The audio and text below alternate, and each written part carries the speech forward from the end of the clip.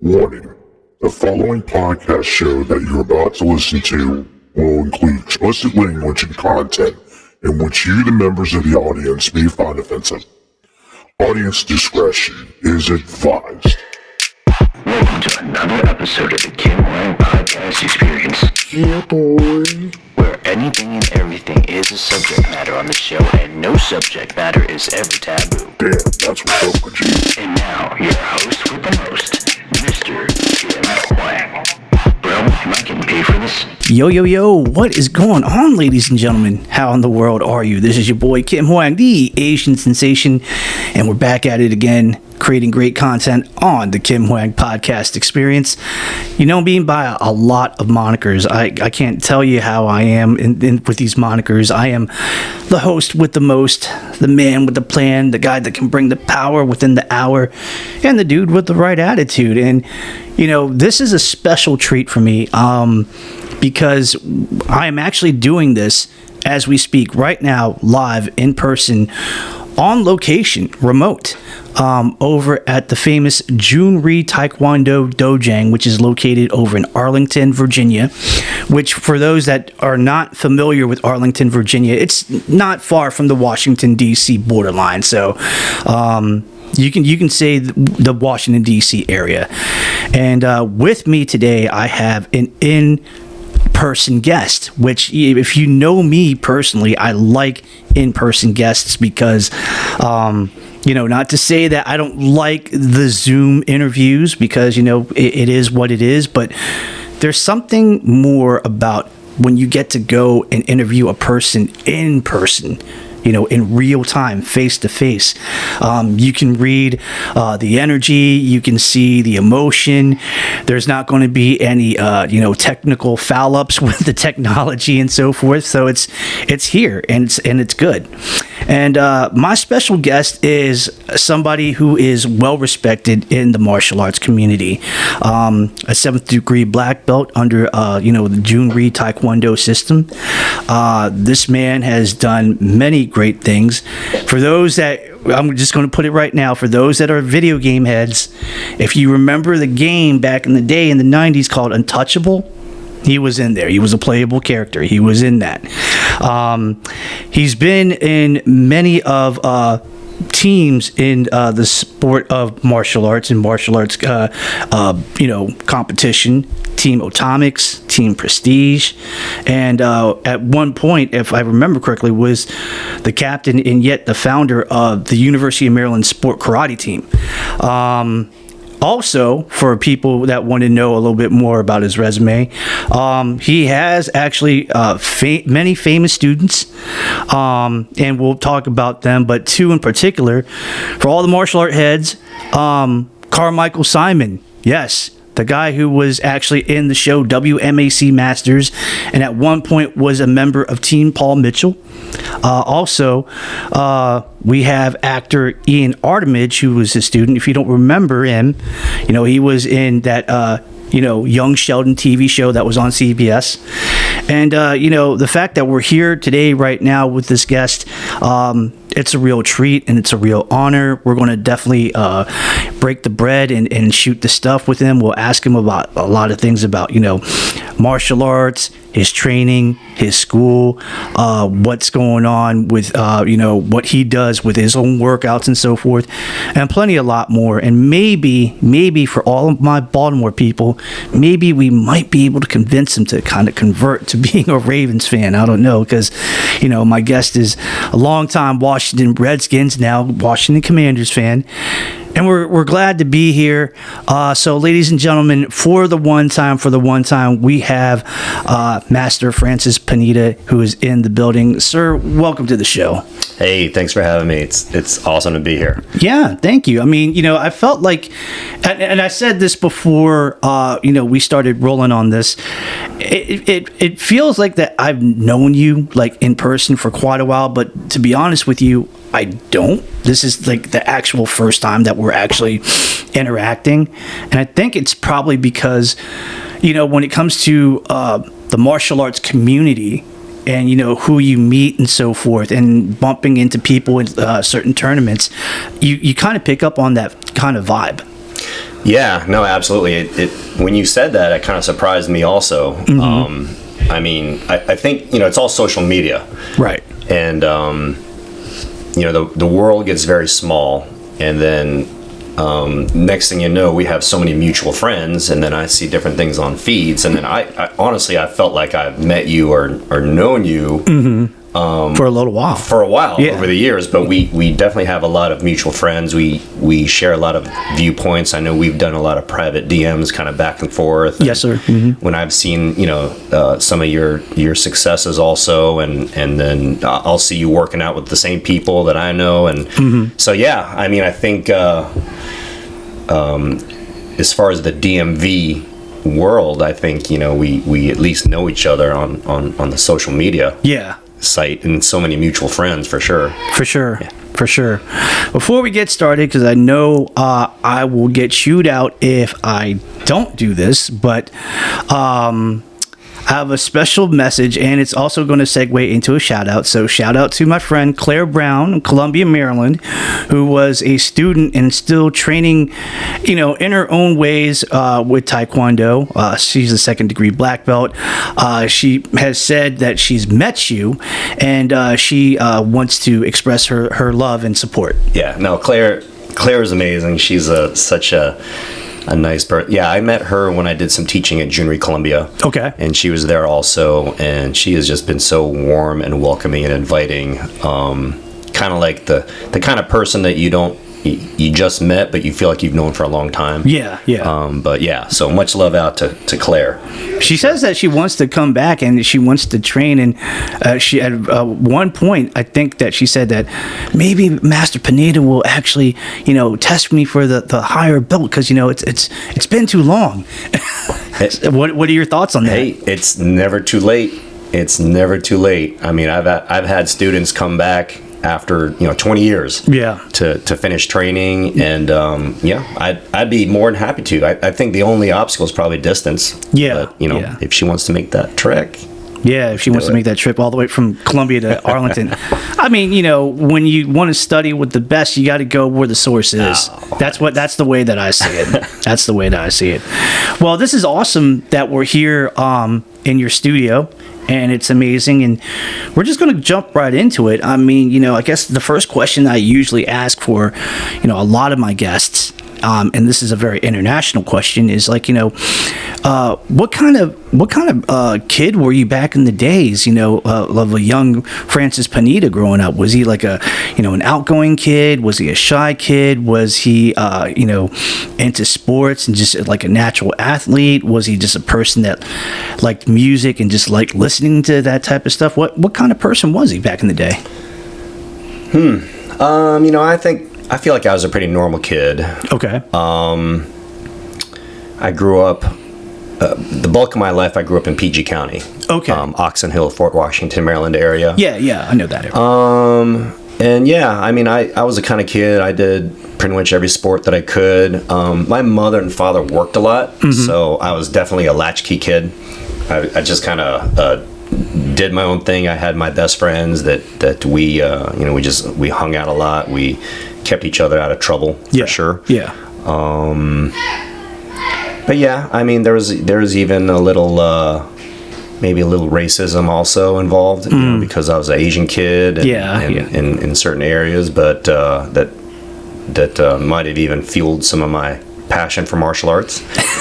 I think that's like an international thing with us Asian guys, is like, we always seem to find some source of racism somewhere in our lives, and it's just like, what are you talking about? Like, dude, I'm just as American as you are. I was born here. So I don't really understand the hate, or you speaking the mock Chinese to me when, that's terrible, because I'm pretty sure what you're saying makes zero sense. And if a real Chinese person that speaks Mandarin or Cantonese hears that, they'd be upset. Oh, yeah, for sure. Yeah. Oh, my goodness. So, I mean, now that because I was going to ask where you're from originally, you just nailed it right there, that in PG County and so forth. So when was it like the first time that you saw martial arts visually that you were like, oh, wow, that's pretty cool? Yeah, that was definitely my uncle. I had an older uncle. Mm-hmm. He helped raise me, and he was a big Bruce Lee fan. Oh, yes. So I watched a lot of Bruce Lee with him, and then there was Kung Fu Action Theater on Saturdays, Mm-hmm. and I just like, wow, this is the coolest thing. Right. I'm pretty sure my key in was the Nobody Bothers Me commercial. Oh, And I saw it, and again, it's known as one of the greatest ads in the country. Oh, yeah, especially in the DMV. I saw it, and I kept watching. And then it would also intermingle, and it would come on during me watching David Carradine in Kung Fu. Yes, yes. Like, all right, so I'm around martial arts. I see this ad, and I asked my parents. I said, "Hey, can I give it a try?" Ends up that the Jhoon Rhee in Marlow Heights was maybe 4 miles from where I lived. No kidding. And that was the start. How old were you at the time? I think I was like 12. You were at 12? Yeah, 12 or 13, 12, maybe younger, but for some reason 12 pops in, 12, because I got my black belt when I was about 15. Yeah, I think like 12. Okay. Yeah. So what was the final straw that made you cross over and say, you know what, I'm gonna go for it? You know, I mean, it seems like a cool activity to do. It seems like a lot of people are getting a lot of great benefits from martial arts training. What was the final straw that just said, you know what, we're gunning for it? When I committed to martial arts? Yes, sir. Oh, I think I committed before I started. Oh, yeah, wow. because I walked in and I watched class and I saw these kids and I was just like, I want to do that. I want to be that.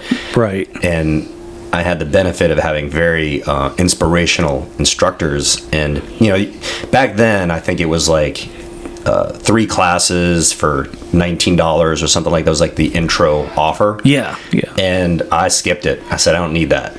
I just want to sign up. Wow. And I said, oh, okay. So they signed me up right away. Okay. Wow.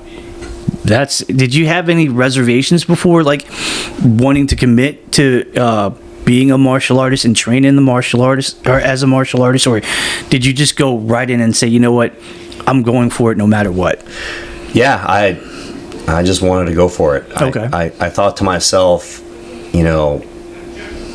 with enough hard work and determination, I can do anything that these kids can do. Right. And yeah, I was just all in. I was all in. Do you remember who the instructors were over at the Marlow Heights location at the time? Absolutely. I mean, I as long ago as it was, I even remember that my first class. Mm-hmm. But when I started out, my first instructor was Chuck Biddle. Okay. And Chuck Biddle, he actually was a welterweight kickboxing champion, 1980 to 83, I believe. Okay. And then Norman Gavin was also another one of my instructors. So they started me off very energetic, inspirational. I mean, I actually had run into Chuck Biddle, maybe it was last year, at a tournament. They were honoring him at a tournament. He was a Jhoon Rhee, Greg May, who was also a Jhoon Rhee instructor, honored him at his tournament. And I said, oh, I want to see him. They asked me to do a video honoring Chuck Biddle. But I basically said, Mr. Biddle, I said, I don't know if you remember this, but when I was a kid, you were kind of asking us what we wanted to do for a living. Yeah. And I said, I want to be a Taekwondo instructor. Nice. And you may have thought I was kidding, but I don't think I was kidding. And I just wanted you to know that not only am I a Taekwondo instructor, but I'm a Taekwondo instructor, probably the largest, Jhoon Rhee ever in existence. Right. And because I probably lost touch with him. He had moved on and started teaching in New Jersey, so I had lost touch with him and probably hadn't seen him in probably a solid 30 years. Wow. But I was just so excited to be able to tell him that, my aspirations when I was a young man, right, surfaced up to now. And he did such a great job of inspiring so many students and kids that, it was finally my turn and I was doing the same. Yeah. It was great. I remember, like, back in the day, Jhoon Rhee had a lot of locations all over in the DMV. Mm-hmm. What, like, now it's like, from what I remember, the only locations that are still out there with the Jhoon Rhee name is this one here in Arlington, VA. I think there's one in Falls Church. Yeah. But yeah, I think that's it, right? Well, officially, that's it. Right. So, Barry Shackelford is my business partner. He is actually Grandmaster Rhee's nephew through marriage. Okay. But we opened this school 20 years ago. Jhoon Rhee, Grandmaster Rhee's son, owns Jhoon Rhee Falls Church. Right. And that's probably one of the oldest, out of all of them that's still around. I think that was like Jhoon Rhee Institute number 3 that opened. Okay. So Grandmaster Rhee had as many as 12 schools in the Metro DC area. Okay. And it was great. I mean, he always made sure that he kept his finger on the pulse, and he went to every single school. Like, he did the graduations, the testings and graduates at every school. Right. Like, he'd do like the third week of the month, he'd go to 3 each day. And I think what happened, well, I know what happened, is that along the way, Grandmaster Rhee wanted to kind of run with a franchise model. So what he did was he offered the instructors the ability to buy him out. So then each of the schools separated, and so the directors at the time became now the new owners of each of the schools. And then we fast forward a little bit further down the line. Now they're one step separated. Then they kind of divide. They kind of almost did a full division, and then they just created their own identities. I see. So then they became they all had their own names, like Keystone Martial Arts, right, and Positive Impact Martial Arts, Lead by Example Martial Arts. Right. The thing is that the Jhoon Rhee curriculum is all they had ever known, so that's all they ever taught. Okay. So even though they were separate schools, they all taught the Jhoon Rhee system. I see. Of Taekwondo. Right. So there's a lot of schools that teach the system, but none of them are really official Jhoon Rhee schools, except for us in Falls Church. Okay. Yeah. Okay. What was it like, training in the martial arts the way that you did, starting from day one? Like, what was the journey like for you? I would say it was an obsession. Oh, wow. It really was. I mean, I tell my students all the time that, and you could go to classes unlimited. Well, so my brother and I had purchased a charter membership. Okay. Which basically was a lifetime membership, unlimited classes, use of all the schools. Wow.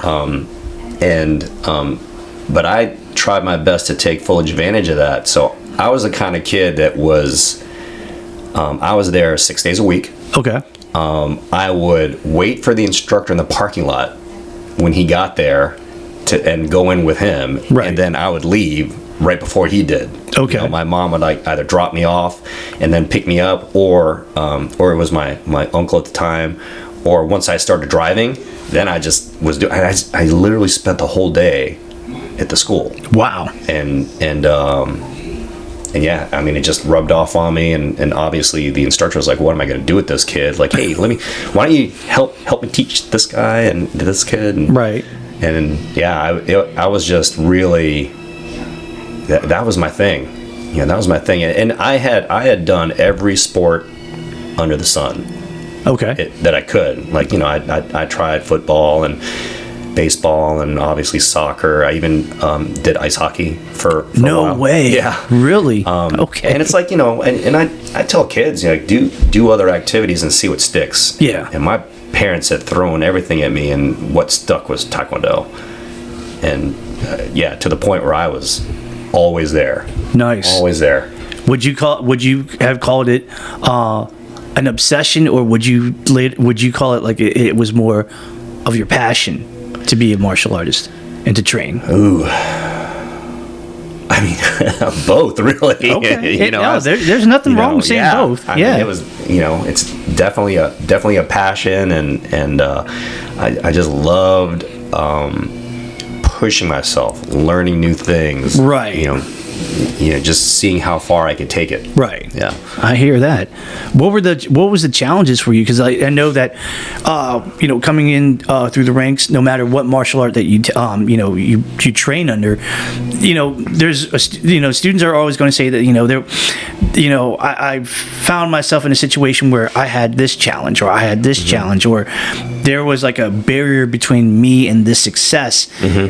What were your challenges coming up? Like, did you feel like, the stuff that I'm learning now with like forms and stuff like that, it's a real, it's a mind scramble? Or did you feel like, if I'm sparring this person, I get defeated a lot easily, and I'm not sure like how to fix that equation? What was your challenges? Yeah, I think, just thinking back to my Jhoon Rhee Marlow Heights days, my size, I mean, I was Asian. Yeah. Right. I'm Filipino. Right. Yeah. So I was always the smallest kid. So I feel you. At every grade through school, I was always the smallest kid. So can't get a break there. I know. Can't get a break. So, although, and it was a very technical system too. So yeah. I did great, in forms and all that other stuff. Man, when it came to sparring, I was just such a runt. Now it was great because I had to adapt. Yeah. Right. So I was like, I got to use my reach. Right. Because I got nothing up close. So right. I need to use my reach. Had to develop my own strategies. I guess in essence, it made me a stronger fighter. Yeah. Because I had to adapt. Yeah. Plus, it was in Marlow Heights. Yeah. And I joke around because people that know the area said, "Oh, you got your black belt in Marlow Heights." It's like, you really got your black belt. Yeah. Yeah. Because, and that too, my instructors, I mean, like I said, Chuck Biddle was a welterweight kickboxing champion, and then my ladder instructor and my mentor, Michael Coles, I mean, he was a big kickboxing champion too. That's what I heard. Yeah. And so that school, they fought a lot, and fighting and contact and everything we know about CTE was all, not even around then. Yeah. Yes, Grandmaster Rhee invented safety equipment, but I had to punch someone so hard I could feel their mouthpiece through my hand pad. Oh no! Or I'd see stars. I'd get kicked in the head. I'd see stars. I'd shake it off. Yeah. And that's probably why I got a little mental stuff going on today. I hear you. Last time I heard about Michael Coles, he was actually he had a martial arts school in Bethesda, Maryland, or something. Yeah. He same thing, right? He was when Grandmaster Rhee kind of split us off. He bought Jhoon Rhee Bethesda, and then when he became his own entity, he was Bethesda Martial Arts. Okay. And then he had partnered up with Joe Drapkin, also an old Jhoon Rhee guy. So they ran Bethesda Martial Arts for quite some time. But Master Coles, he retired.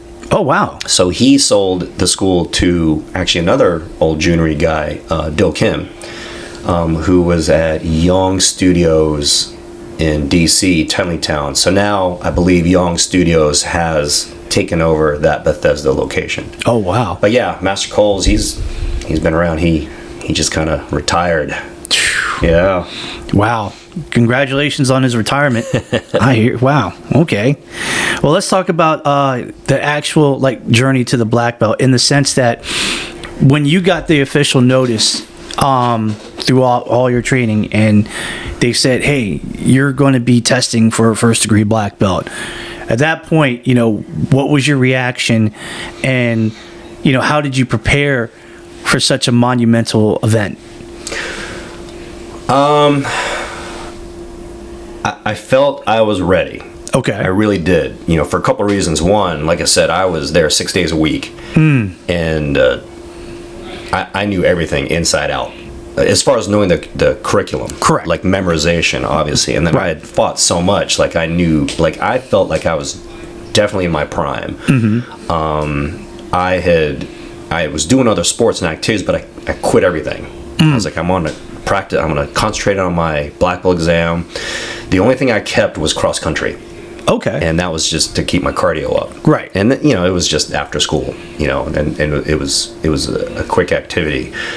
And then on top of that, I went ahead and gave myself the recommended time period to wait, which was 3 years. They would say 3 years is the fastest recommended you could get your black belt.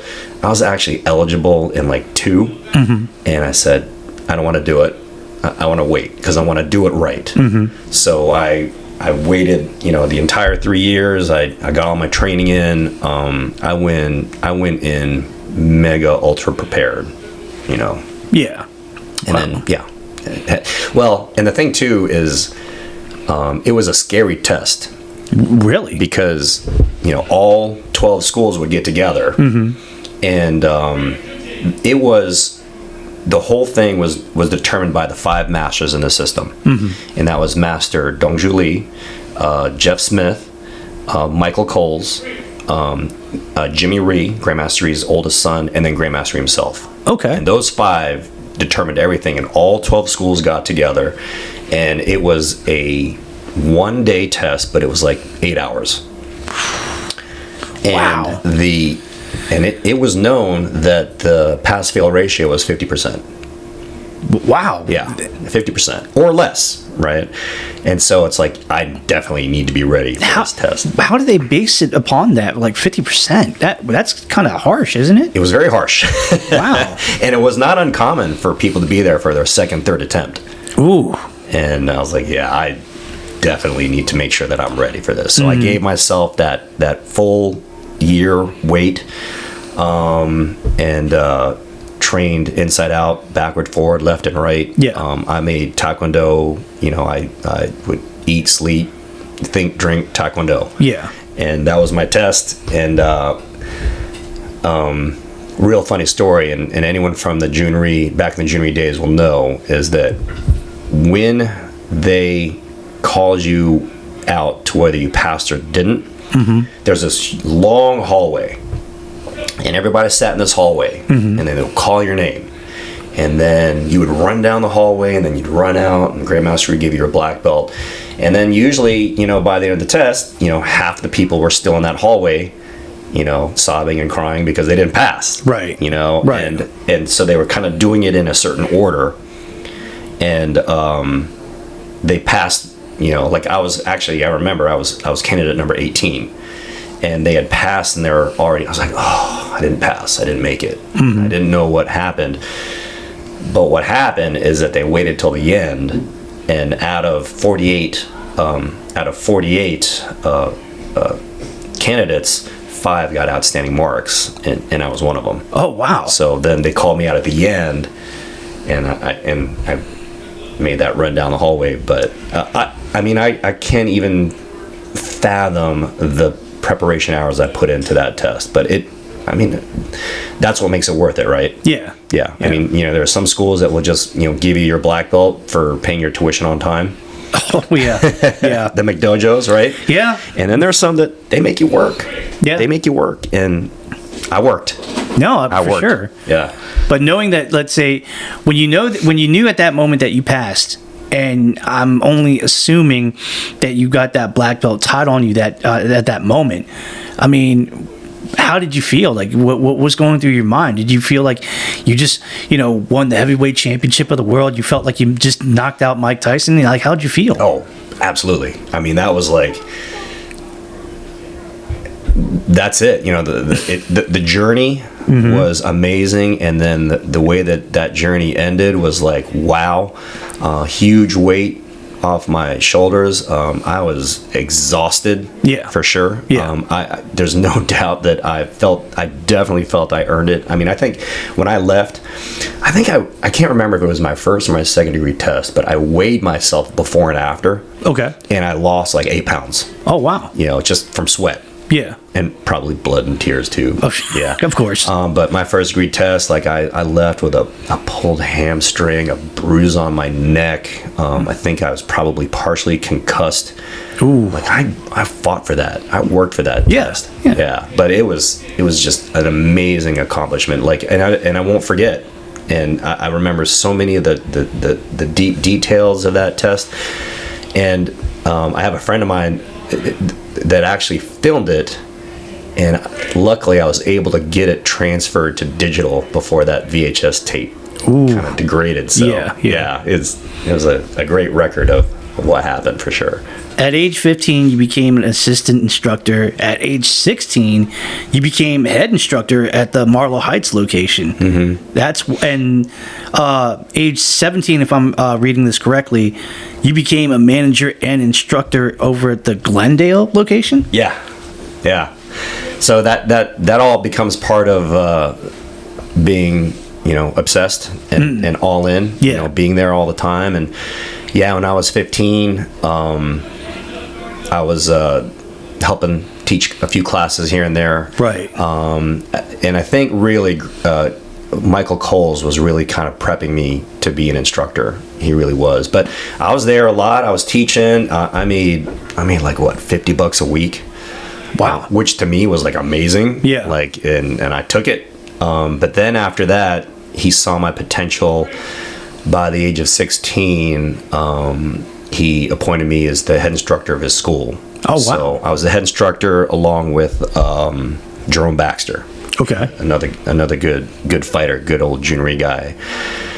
Then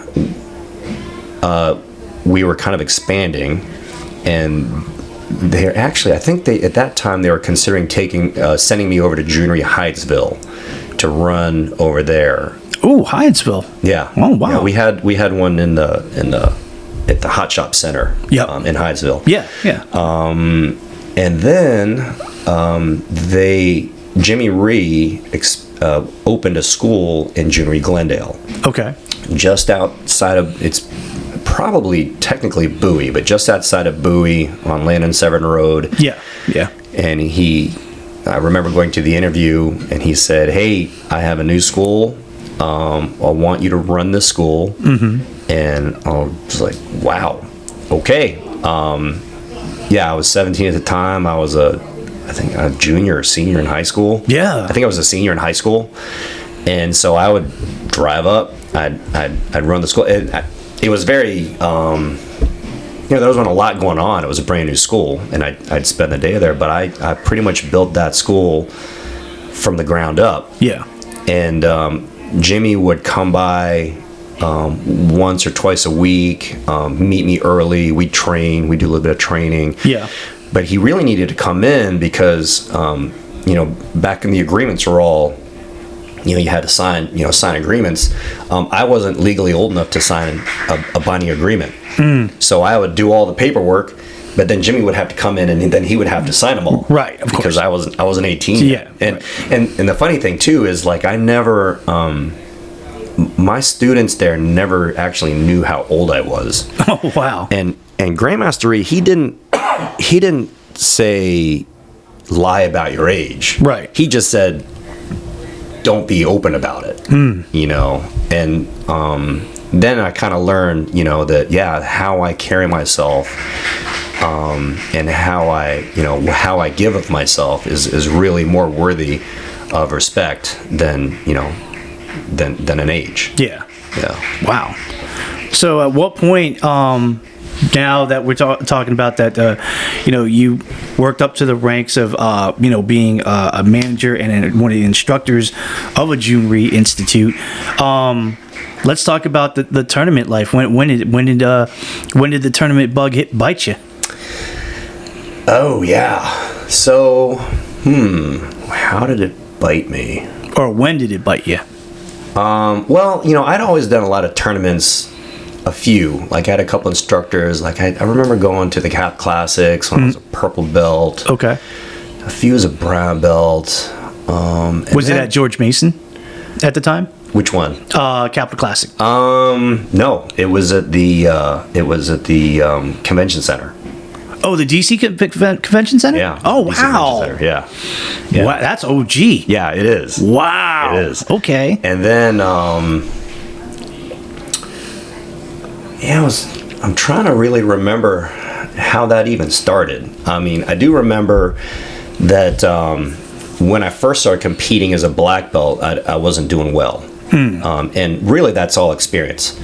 Because, and I mention this to my students, that when you compete as a black belt, you're competing against black belts that have been black belts. Right. It doesn't matter if you're a 1-day-old black belt or a 10th degree black belt. It's all the same division. Right. So I wasn't doing very well. And I think, I remember now. I did a lot of local competitions. And then you kind of catch the eye of people when you start beating some of the better people. Right. And it must have been like 3 years in before I even started placing. And then I had kind of caught the eye of kind of the East Coast representative of Atomics. Yeah. Mickey Parnes. Yeah. And he and I had just become really good friends. And he said, hey, why don't you travel with me? I'll pay I'll sponsor you. Like I'll pay your registration fees and this and that. And just help me sell some shoes and some pants and all that stuff. I was like, deal. Yeah. And so I just kind of started that. And then he would take me, but not just, we would do the regular NASKA circuit. Then he'd take me to Tank Sudo, like everywhere that Atomics did stuff. And Mickey and I had become very, very good friends. And he kind of hooked me up. And then kind of through that whole process, I knew the DKT guys simply because the bulk of them are from the DMV area. Okay. And then they kind of did a little offshoot and formed Team Prestige.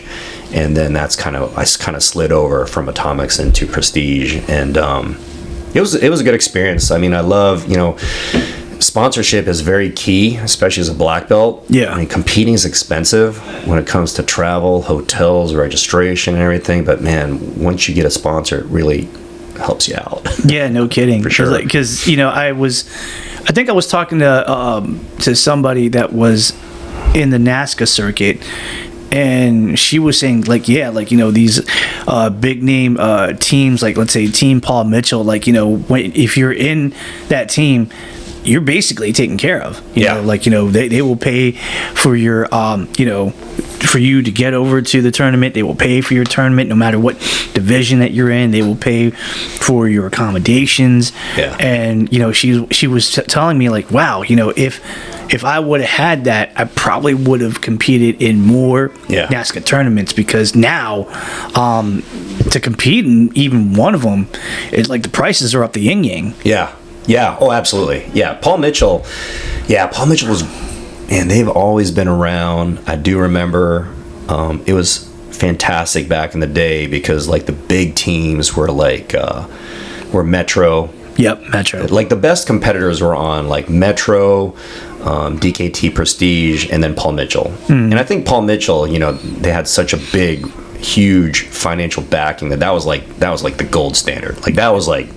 That's where you wanted to go. Yeah, the cream of the crop. The cream of the crop. Yeah. Cream of the crop. Yeah. Right? So sponsorship has always helps for sure. And I've been kind of removed out of the martial arts, the tournament circuit for so long. I don't even know how many sponsored teams are out there anymore. I do know Paul Mitchell's still out there. Paul Mitchell is still out there, and then there's other teams Team Revolution, Team AKA, Team Straight Up, and all other teams that I probably never heard of from way back in the day, but they're big now. So obviously it's wow, to even make it to a team that says something. Yeah. So I mean, kudos to any martial artist that made any type of team, at least at something. So that's always good. Oh yeah. Were you always a forms guy when you competed in tournaments, or did you compete in other events? I kind of had to be a forms guy. Okay. Because it's very difficult in the martial arts circle to be a triple crowner, someone that was excelled in weapons, forms, and sparring. Right. Just because of the amount of training that's involved. Right. So it's kind of you can be good at one, or mediocre at 2, Right. or 3, Right. And you know, it's always funny when you see someone that's a fighter try to do a form. Yep. And then and I'm sure it's comical for a fighter to see a forms person try to fight. Yeah. Right. Yeah. Now I did both just because, you know, the team sponsored me, so I was like, might as well. Yeah. But, you know, I would hop up there and I would last like 2 seconds against like Pedro Xavier. Oh no. You know, it's like I was like, okay, I'm in Pedro's division. Yeah. But yeah, even the forms, I was actually just telling a friend of mine the other day that I feel like as a competitor, I did good. I did okay. Yeah. I did okay, but I think I really put more of my energy into my students than really into myself. I see. I was always rated, top 10. I do remember that, even back then, my division, it was just so hard. I think I had like, who were like the competitors that you were going against at the time? Do you remember? So I do. Okay. I competed in musical. Okay. And it was, I always had to look out for Hirokota. Yes. Yeah. I heard, yeah. He was musical. But then I was like, oh, maybe I could do Korean. But then in Korean was Eric San Jose and Jamie Webster. Yeah. I was like, oh, well, maybe I could do American. But then American was like Larry Lamb. And so it was a great time. It was the most challenging, and the level of competition just made me better. Yeah. Unfortunately, I wasn't able to really beat any of those guys. I think I would do okay. Every once in a while, like if I got lucky and some of the guys didn't go to that tournament, I might win that division. Mm-hmm. I remember I won the Grands at the Battle of Baltimore one time, but. I had some pretty fierce competition, and kudos to those guys, and they're amazing martial artists, and I love it when I look up at the screen and I see they're still active. Like I'm just like, oh, it's like this guy, he did stunts for this movie. Yeah, he did, yeah. And then even my own teammates, right? I had John Valera was a teammate. Okay. Don Terratata was a teammate. Willie the Bam Johnson. Yeah. Like he was actually my team. He was my roommate too. Oh, nice. I was just surrounded by like amazing talent. Like I was just honored to be in the same pond as these guys, even though I was never really, top notch. Like I just being around these guys, just I think as a martial artist made me better. I think. Nice. When did you retire your competition days? I think.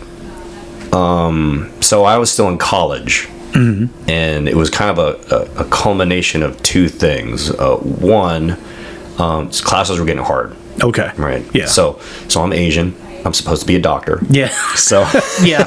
So doctor, lawyer. Exactly. Right. Engineer, something. So now I'm at the point where I've got to take like 3 maths and 2 sciences. It's like, oh yeah, I can't. Yeah, this is too much. So I had to concentrate on school. Yeah. And then I actually had gotten a lot of injuries. The 540 was new back in the day. Yeah, the Trigger 540? Yeah. Right. Stephen Ho. Well, it was actually kind of a, kung fu people do it all the time, but Stephen Ho popularized it. Carmichael Simon furthered it. But there was never really a step-by-step. This is how you do it. It was just kind of like trial and error. And man, that is a lot of weight slamming down on your foot. Yeah. And I had actually developed arthritis in my ankle. Wow. And I had a student of mine, he was a doctor, and he would give me cortisone shots, before classes sometimes. Mm-hmm. And then he said, look, I was like, you had enough cortisone right now, so you have to make that decision between walking and competing. Right. And I said, okay, walking's pretty important. So it all kind of came together at that time, and I feel like I had kind of made my mark and met the right people and done what I wanted to do. Yeah. Well, of course, I would have wanted to be the best in the world, but of course, I feel within my limitations and how my priorities were set, I think I was very satisfied with how I left the competition circuit.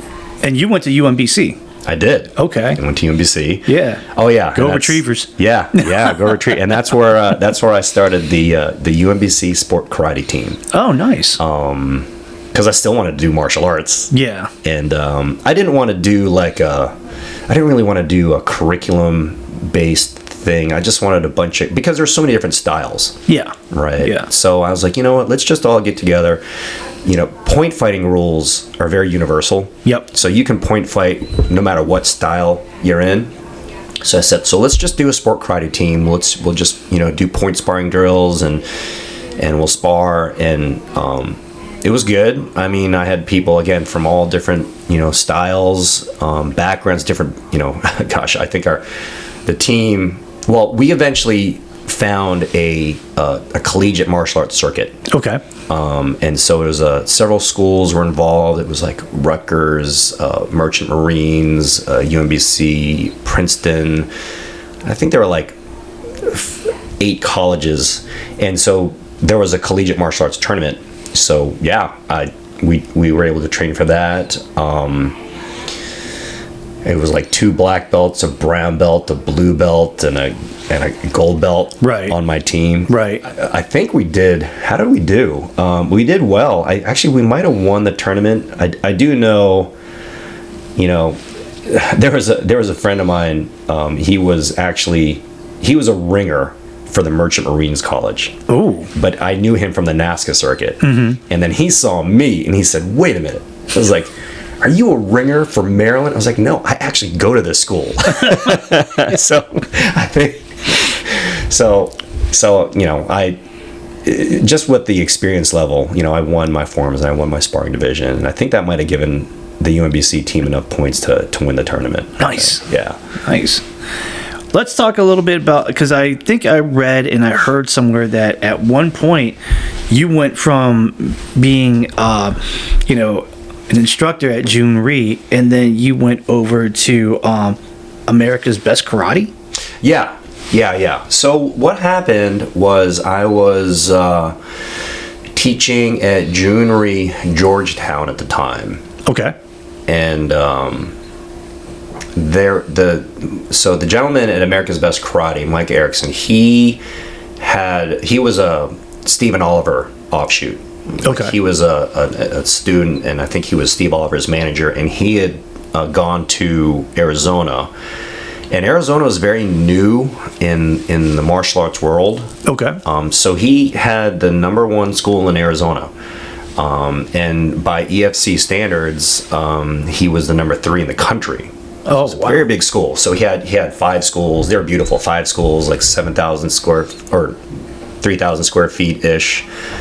300 plus students at each location, and I think he wanted to be a Jhoon Rhee school. Okay. So he had especially since he was from the Stephen Oliver lineage. Stephen Oliver was also a Jhoon Rhee guy. Yeah. So he wanted to be an official Jhoon Rhee school. So he had spoken to me. Actually, what happened was my student Jeff Durbin had moved to Arizona to teach for him. And then he'd kind of put a bug in my ear. And so Mike Erickson approached me and said, "Hey, we want to be Jhoon Rhee schools. Could you, come and run the organization?" And at the time I was like, nah, I really liked being in the DC area. Yeah. Super long story, super short. I had an ex-girlfriend that kind of was like, you know what, maybe it's time for me to leave the area for a little bit. Oh, okay. Okay. All right. So anyway, I decided to do that. In preparation, I would, Grandmaster Rhee, also knew the organization. He wanted them to be part of JRI. So in preparation, he had me train at his house twice a week. Mondays and Thursdays, 6 a.m. to about 8 a.m. Mm-hmm. And he would just drill me, make sure that everything was exactly where it needed to be.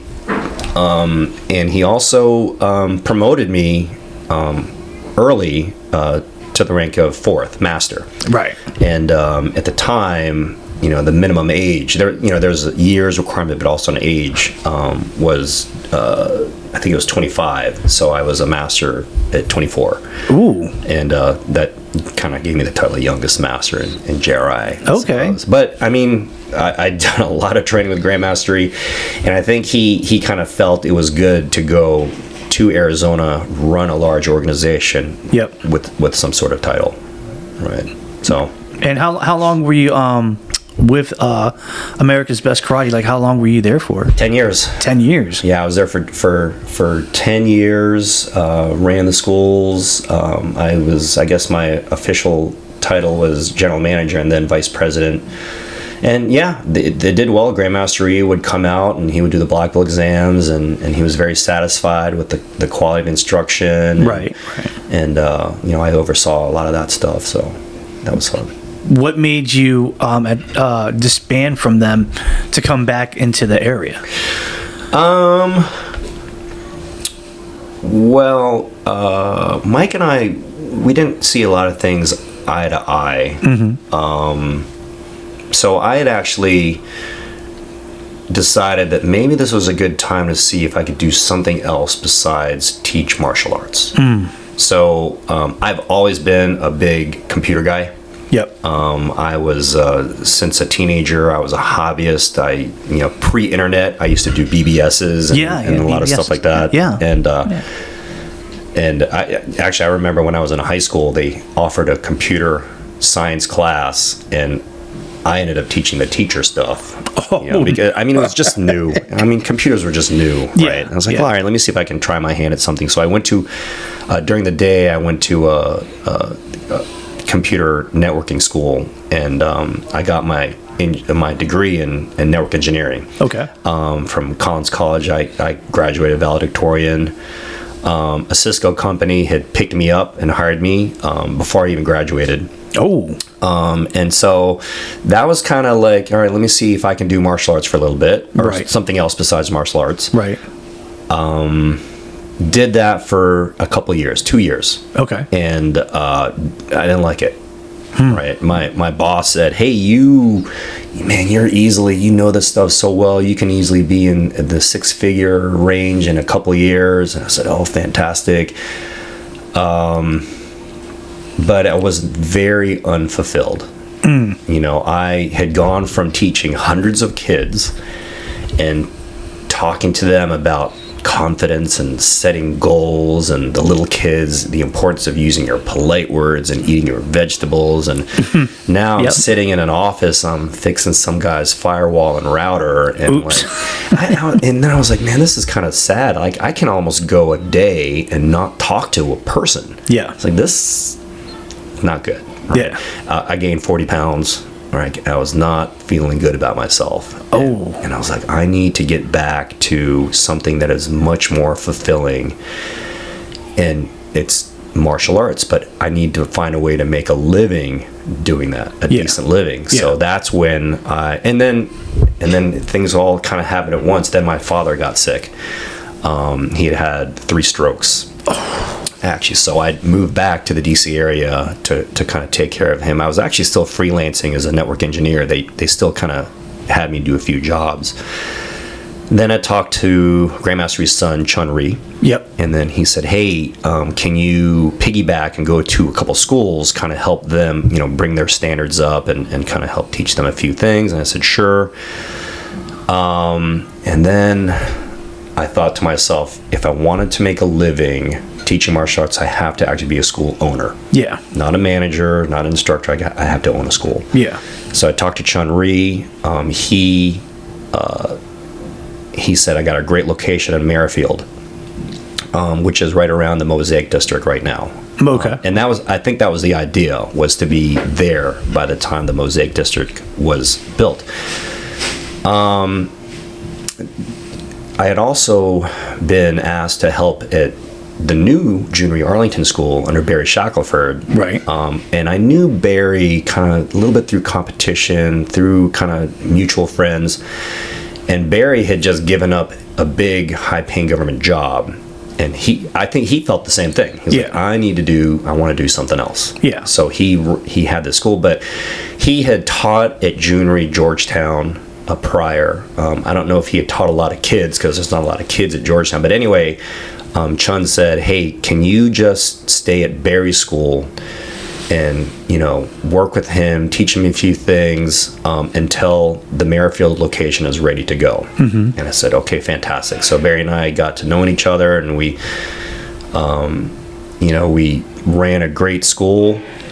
I found out that the Merrifield location was not going to happen because the spot that I had was zoned to be a restaurant. Ooh. And only a restaurant. And I couldn't do like Jhoon Rhee, Taekwondo, and carry out. So I was like, all right, I got to look for a new location. And then when I told that to Barry said, hey, you know what? Before you sign another lease, let's talk. And, that's always been a big taboo for businesses, is never open a business with a partner. Yeah. But we saw things very eye to eye, and we complement each other very well, and it's all right, let's do it. So we've been here 20 years now. Yeah. 20 years now. Some martial arts schools don't even make it that long, and for being 20 years, that's amazing. That's a milestone, actually. I think it is. And that has got a lot to do, people ask all the time, that's got a lot to do with having the perfect storm. Right. Which is like the perfect partnership, the perfect demographic, the perfect location, even the perfect students. It all just kind of came together. So I feel so blessed, so fortunate to be here and have a partner like Barry, because we complement each other very, very well. What do you think the challenges are, like, running a martial arts school? Because I've heard a lot of things about this is a little bit challenging, this is a little bit challenging. Sometimes, it's a good thing, sometimes it's a bad thing. What do you think the challenge is for you as a school owner? What are those challenges of even having the school, running the school, making business decisions? What do you think the big challenges were? Well, I was fortunate to learn a lot from my mentor, Michael Coles. Really through Grandmaster Rhee was really known as being the person that made martial arts really a viable business. Yep. Right. Because prior to that, martial arts instructors or school owners were only part-time. Yeah. Like, I'm a butcher during the day, but then I teach martial arts at night. Right. Like, I'm Mr. Miyagi during the day, but I teach martial arts at night. Right? So Grandmaster Rhee said, hey, if we have the right business systems, you don't have to sell your ethics or, give up who you are as a martial artist, but if you do things properly, you can actually make a living doing that. And really, that's, spending 8 hours a day doing one thing is really more of a justice to your students. So I'd learned a lot of the systems that Grandmaster Rhee had put in place. Like, he used to do business seminars, like week-long business seminars. Yeah. And he actually really helped out Jay Kim. Okay. Kim's Karate. Yeah. Up in the Baltimore area. Oh, yeah. That's right. And so he brought him over. They were good friends, and he came over from Korea. And I think the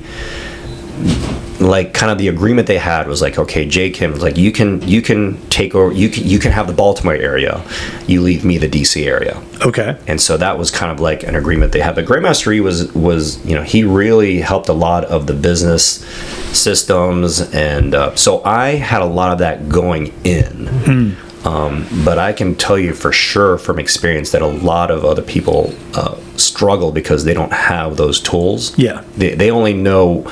So just because you're a black belt doesn't mean you can run a good school. Yeah, right. Right. Yeah. Being a business person and being a martial artist are two separate things. Of course. Right. Yeah. And I read this book. It's a great book called The E-Myth, that's the prime example. It's like, I'm great at making pies. Maybe I can run a pie business. So you learn so much about that, and I think that's why there's that statistic that 90% of all businesses fail within the first year. Yeah. Well, that's because anybody can own a business. Yeah. Right. All you need is a little bit of capital. Right. And a little bit of ambition. Yeah. But knowing how to do it, that's a big one. Right. You have to have the skills, the business mentality, to kind of put it all together. Yeah. And you know, it's like same thing. You know, like just because you're great at yoga doesn't mean you can run a yoga school. Yeah. Right. So, I think, you know, I didn't have too many challenges. Like I said, I was fortunate enough to have a lot of the good tools coming in through Grandmaster Rhee and Jhoon Rhee, also a fantastic business person. I think, you know, the biggest challenges really were just on the floor, keeping the standards up. Yep. And so that's, you know, I did learn something about marketing as I started teaching more, because a lot of martial arts school business systems put a lot of effort into marketing. Yep. It's like, okay, you can do door hangers, pass out flyers in the parking lot, you can do mailers, you can do cold calls, warm calls, you know, all this stuff. Put an ad in the yellow pages, and you know, well, back when there was the yellow pages. Yeah, back when. Yeah. But then I was like, you know what? I'm going to put all my heart and energy into teaching the classes. And I started to realize that word of mouth is the most powerful marketing tool you've got. Yeah. And not only is it a powerful marketing tool, but it keeps us on our toes. Yep. Because if people aren't satisfied, and the thing too is, like, we don't have binding contracts here. Okay. You can leave for any reason. Okay. So if we don't teach good classes, you can just leave. If we don't teach good classes, you know, you don't recommend us or write a bad Yelp review or whatever. Yeah. Right. Yeah. And I found out that as we were growing, I was like, how did you hear about us? Oh, my neighbor. Oh, my friend. Okay. And I would say solid 80% of the people that come in here are here through word of mouth. Okay. And when they say it, I was like, that's good. Like, Okay. Because we spend minimal money on advertising. Oh, wow. Like and I don't even think we have one like small quarter-page ad in the Gazette, which is now, it's a local newspaper, which is now just a little blurb, a sidebar, I think, on their website. Okay. Because they don't do printed anymore. Yeah. But it's all word of mouth. We do a couple of school auctions. We do, you know, when people ask us to donate for fundraisers, we'll do that. We'll sponsor a local race to get our logo on a t-shirt or something like that. Mm-hmm. But we don't do any heavy marketing. So we save a lot of marketing budget. And the fact that people come in because of the reputation means that we're doing what we need to be doing. Yeah. As martial artists. Right. Because, you know, you know, I call them McDojos. Yeah. You know, I love that site, by the way. I think Dojo Life. and they spend all their money. They spend all their money getting people in the door, but then, like, most of them will leave after the first month. Yeah. And I was like, no. I was like, you know, the ones that come, keep them here. Keep them happy. Yeah. You know, so. I think I've read somewhere, because you sent me a little bit of a bio. At one point, you were a tournament director? Yes. Ooh. Yes. Which tournaments? It started with Phil Baruti, and I just, well, no, I'm sorry. It started with Stephen Ho. Okay. He was my first tournament.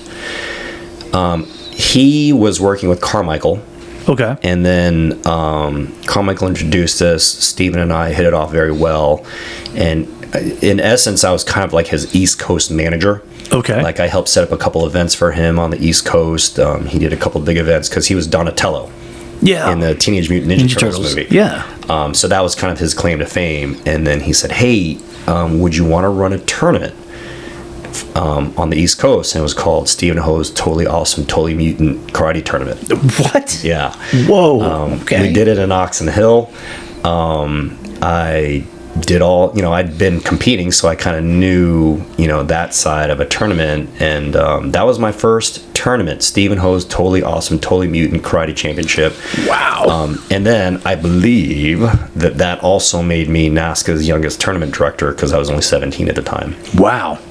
So I ran this tournament, went well, and then I think that's where I ran into Phil Baruti and a bunch of Jhoon Rhee guys. Because Phil was from Jhoon Rhee also. Okay. And he was like, hey, let's do a tournament together. And I was like, sure. we ended up running the Super Challenge.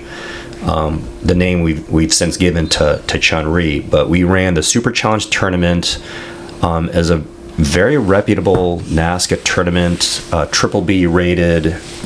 We did about 12 of those tournaments. Okay. Then we did the Jhoon Rhee Internationals for Grandmaster Jhoon Rhee, because he used to have the huge tournaments in the 60s. Was that in DC? That was DC. Okay. Well, the original ones in the 60s were at the DC Armory, and so now the Omni Showroom is where he did the newer ones, and those were NBL A-rated tournaments. We our sponsor for Prestige asked us to do the Battle of Champions in Canada. Ooh. And that was actually the largest martial arts tournament in Canada. Wow. So and then I started getting a reputation as a tournament director. Charlie Lee asked me to run his first tournament. So I ran his first tournament, and then he'd kind of learn how to do it, and then he kind of took over from there. Mm-hmm. Then some people would say, "Hey, I want to do a tournament. Can you be my director?" And then I came up with okay, I'll charge you $1 a head. So for every person, I get it. So I started running tournaments just for other people. Yep. I did Stan Witz's tournament several times, and he had a big tournament in Vegas. I can't remember the name right now. So yeah, I was deep in the tournament circuit for a while, and then I think I burned out. Did you? Were you a tournament director for the Capital Classics? No. I actually, at one time, I joked with Dennis, and I'd say, "Hey, I think it's time for you to retire and sell me the tournament." Oh no! You said that to Dennis Brown? I did. Oh my God! What was his reaction? He laughed. And yeah, I think there was a bid one time to take over Charlie Lee's tournament. Right. But like I said, I kind of burned out by then. See, the thing about being a tournament director is, unless you're really big, like the Battle of Atlanta or the Capital Class, there's no money in it. Really? Yeah. But the reward to risk ratio was not worth it. So if Phil and I wanted to promote a tournament, we would have to go to everyone else's tournament. Right. Because this way we ensure judges, because we'll be judging, so we ensure judges and then also their students to come in. So we would go to 2 or 3 tournaments a month. And then, it's an all-day thing. We spend the whole day, or sometimes a whole weekend. Yeah. And then, we rub elbows, and then we would ensure that tournament director would come judge at our tournament, and then they'd bring students.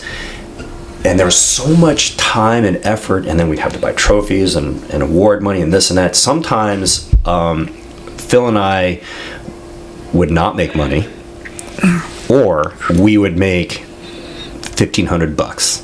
Oh. And we'd split it. Oh. And that was it. So given the hours that were into supporting other tournaments, right, and then the hours and time and expense of running your own tournament, I was like, yeah, it's not worth it. Yeah, I hear you. And of course, and I was single at the time. Oh, okay. I You've had a lot of people and students under your wing. A lot of them are famous in sport karate, while others are famous in the limelight of entertainment. The two that really that crossed my mind, number one, for anybody that knows the martial arts industry, especially NASKA, Carmichael Simon, who that many people know, was a member of, I think he was Team Metro at one point, and then he was on Team Paul Mitchell, and then he got picked up for to play Kid Carmichael on WMAC Masters, and young Sheldon's Iain Armitage, who literally played young Sheldon.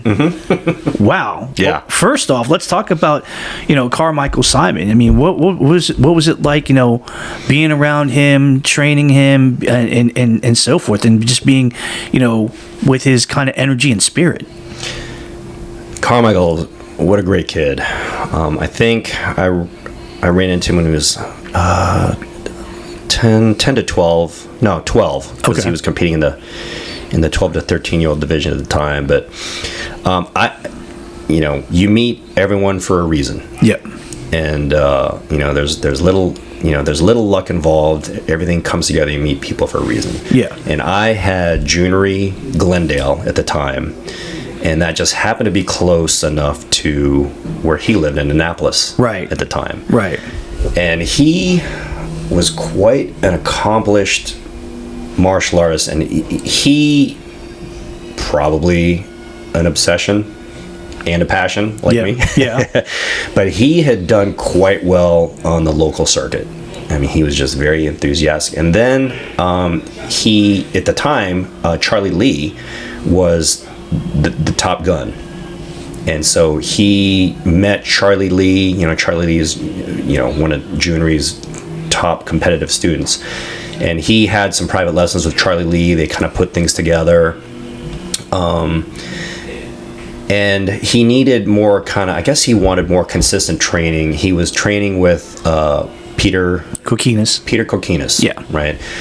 And very humbly told Carmichael, you are past what I can teach you.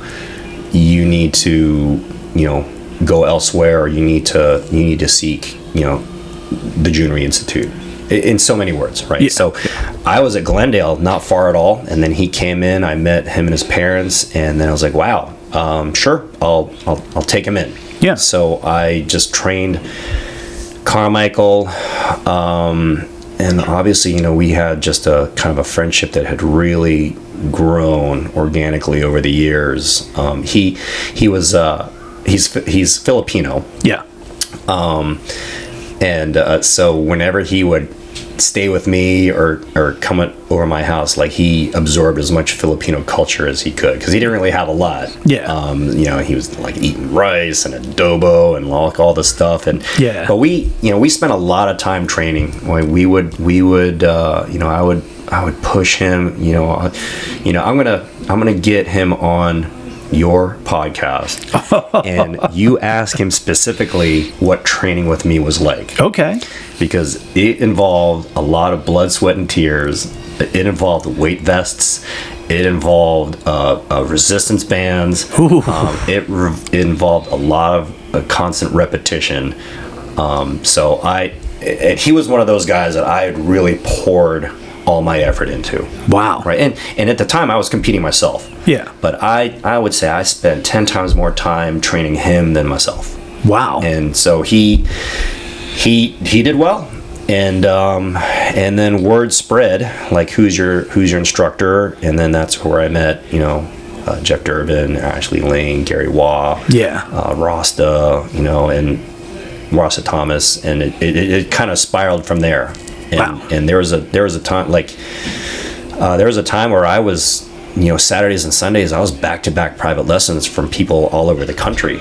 Ashley Lane would drive up from North Carolina once a month to train. Wow. Like, every month. And then I even had one guy, Kevin Rampersad, would fly from Canada. What? And train every couple months. Wow. So, I think, I guess that's a function of the result, right? I put my heart and soul into training Carmichael.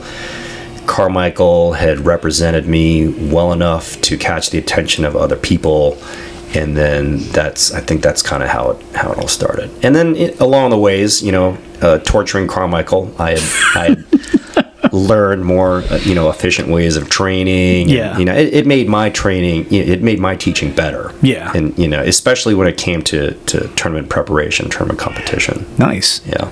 How did you come across Iain Armitage? Because, normally, like, I'm just like, wait a minute, Hollywood went over to him? This is, what's the story behind that? So that was just being in Arlington.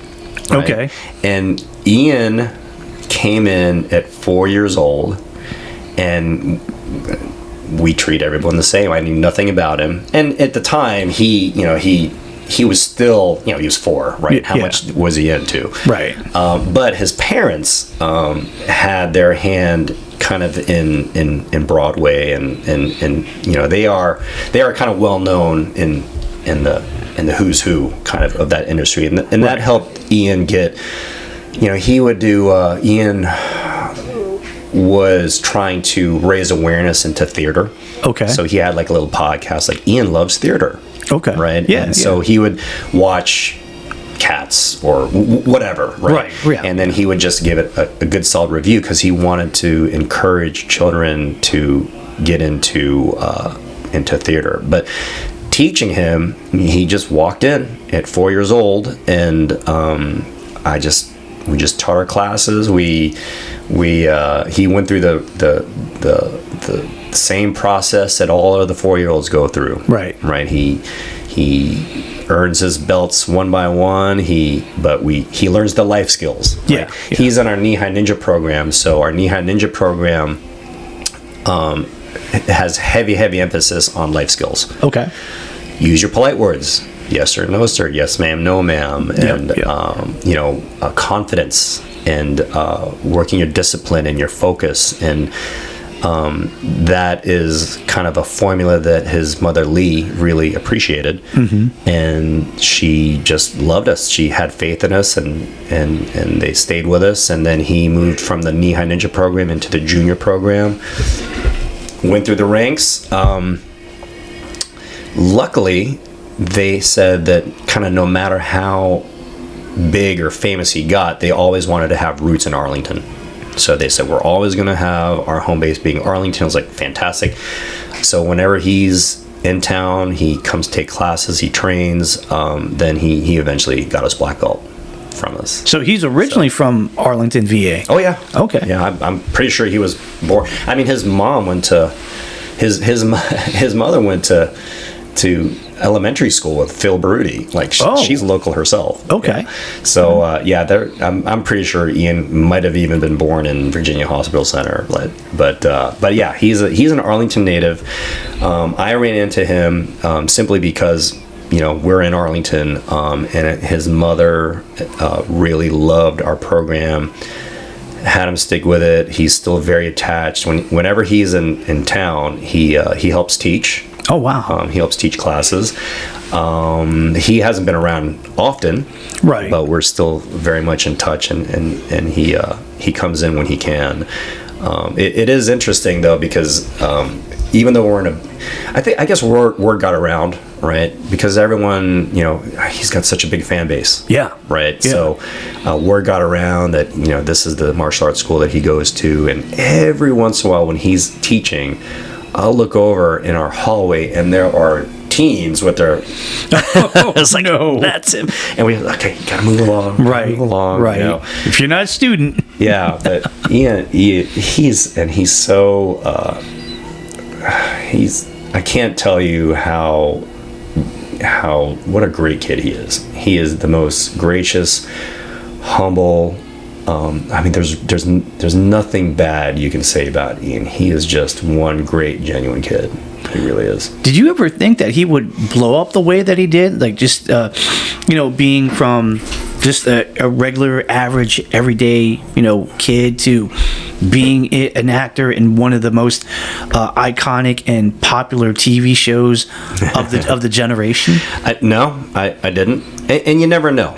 Right. I mean, besides Iain, I have a lot of students that have gone on to do big and great things. But, you know, it's funny, too, because I know Iain more for who he is as a person and a student. Right. And then every once in a while, I'll step back and I was like, oh, he's huge. Yeah. You know, like you know, I see him win awards and this and that. I was like, oh, yeah, he's actually really big. But it's almost like he's two different people almost, right? Yeah, he's like the kid, the student, Iain, right. But then he's also the superstar, Iain. Yeah, you know, and I think that's also one thing too that his mom really appreciated, is that, you know, when he's here, he can be a normal kid. Yeah, right. He can be a normal person. Yeah, he doesn't have to live up to any sort of persona. I mean, now, like I said, we do have to brush fans away once in a while, but hey, it comes with the territory. It comes with the territory. Yeah. you know, as you know, and maybe some people may know, maybe not many people may not know, but the martial arts community took a big hit, a huge hit, when Grandmaster Rhee passed away back in 2018. Mm-hmm. That's almost as, you know, that's almost like, you know, like finding out that, like, you know, and if I can use this analogy, that the day that in the world of basketball, Magic Johnson announced that, you know, he was with a certain disease. Mm-hmm. When it happened, you know, when you found out, you know, what were your reactions? What were you thinking? I mean, did your heart sink really quickly? I mean, because obviously, you know, you were under the Jhoon Rhee banner and you knew the man, and you mm-hmm. probably trained with him for many years under, mm-hmm. you know, direct, you know, training face to face. So he was probably like a prominent father figure to you. You know, what were your reactions? Well,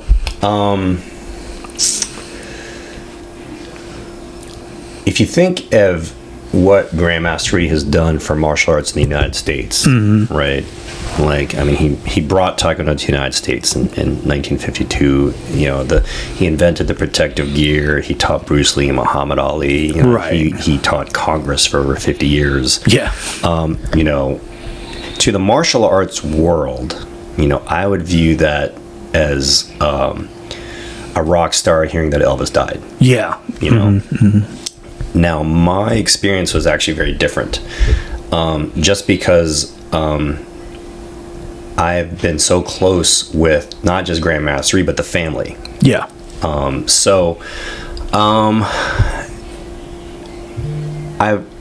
he lives in McLean, or he lived in McLean, so he's very close. Yeah. Like I saw him quite often.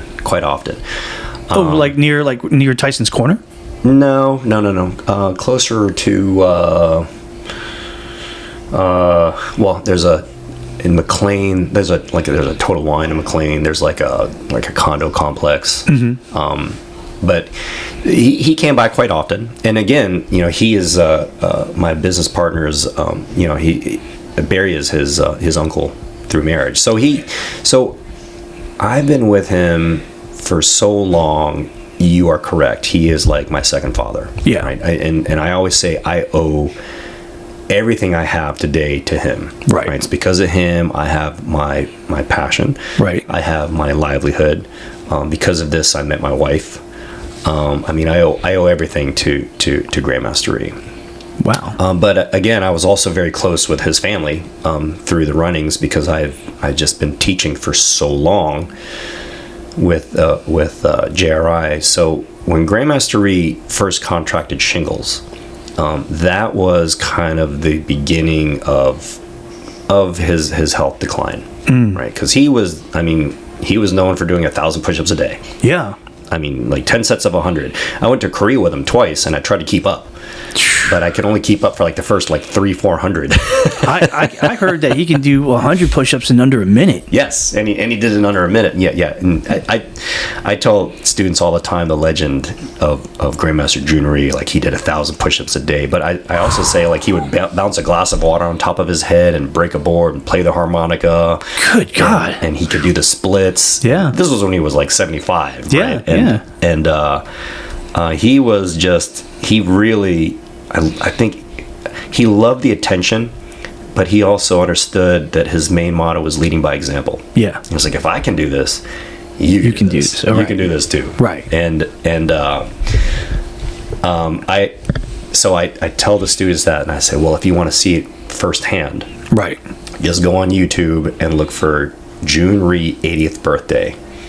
Like, when he was 80, he taught Congress for so long, they let him have his birthday party at the Cannon Caucus Room on Congress. What? So he does a lot of that. He breaks board. He bounces a glass of water on his head. He breaks some boards, and he does 100 push-ups. He does the splits and all this stuff, right? And this was actually even after he had heart surgery to replace a valve. And his doctor said, you can't do 1,000 push-ups anymore. But he's like, okay, well, I'll at least do 100. You know. But anyway, he did everything against doctor's orders. Wow. But yeah, when he had contracted shingles, it was not good, because that really kind of started his decline in physical health, because it really gave him his limitations. Yeah. And the way I describe it or think about it is, it's kind of like having third-degree burns on your body. Ooh. Like, he couldn't have cloth touch him. Yeah. And then he would come out to black exams, and he would only come out for an hour, and then he'd have to leave because it's just too painful. Yeah. And so it was very hard for him to be active. And then in my eyes, that's kind of when he started to actually become his age, because he'd always far surpassed, physically, but now he wasn't able to do much. And so I saw the slow decline. And so it wasn't. So that's why it was different for me, because it wasn't a shock. Yeah. I was there, right? So it got to the point where Grandmaster Rhee, needed help, and he was kind of in and out of retirement home, and then he was also in and out of hospice as things got bad, and I was there with him and his family when he had passed. But he was very, very close to me. I still visit him all the time at the cemetery. Like on Father's Day, like first I visit him because he's close, and then I go visit my own father, right, who's buried in Fort Washington, right. But yeah, it was a major shock to the community as a whole. I think locally, we knew it was coming, so we were probably more prepared. And yeah, I think the funeral was a huge, huge tribute to Grandmaster Rhee, with who showed up and who had words to say, and the things that were done. It was also a very, very big event, when you have, a Linda Lee show up, and Chuck Norris, and Jesse Jackson Jr., and countless celebrities showing up. There was words from Tony Robbins and Ernie Reyes Sr. It was something else. I still watch the video of the funeral from time to time too. Wow. It just shows how much love and respect that he had within not only the martial arts community, but just in life in general. And when you have that many people coming to to pay their respects to you, it just shows wow, this man had a heck of a legacy. Oh yeah, an amazing legacy.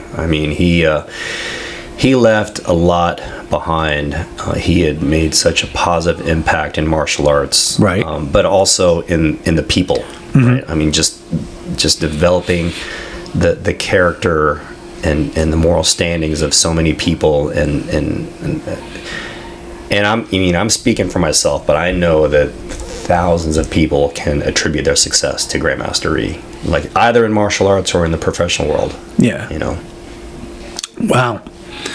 Well, we have come to a point where we have a very cool, fun activity for all of our guests here on the Kim Hoang Podcast Experience, and it's called the Rapid Fire. So I'm going to ask you a whole bunch of questions. Oh boy! Could be true, false. Could be multiple choice. Could be fill in the blank. And you just do the best that you can to your ability to answer it. Okay. All right. So without any further delay, Francis Pineda versus the Rapid Fire Challenge. So here we go. Okay. Between the primary colors of yellow, blue, and red, your favorite primary color is? Red. Okay. Favorite car? Ooh. 67 Mustang. Ooh, all right. Yeah. I'm all right with that. Are you a Spotify or are you an Apple Music guy? Spotify. What was the last music or song did you listen to on Spotify? Oh, it was Ground by Alice in Chains. Ooh, yes. My dude, I love Alice in Chains. Oh, okay. Yeah, all right. See, we're connecting here, gentlemen. Ladies and gentlemen, this is good. This is good. All right, cool. Favorite moment in terms of martial arts for you personally? Getting my black belt. Okay. Yeah. When you tested for, all your black belts, which one was the hardest? Third. Why? Third, easily, because I was very immersed into running the Jhoon Rhee Glendale. I had zero time to train myself. Although I knew the curriculum, I had zero time to train myself, and I had no physical endurance. I swear I probably failed it, but they probably passed me out of mercy. Oh, shit. And because I was running a school, because I was huffing and puffing, I had this creative form that I had worked because I was even competing in musical forms at the time. I had this creative form that was beautiful, open with a backflip and all this other stuff.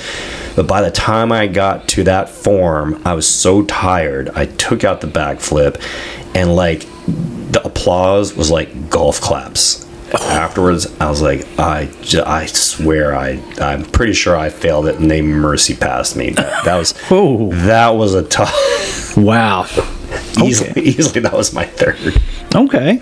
All right. Favorite martial arts company for a uniform? KI.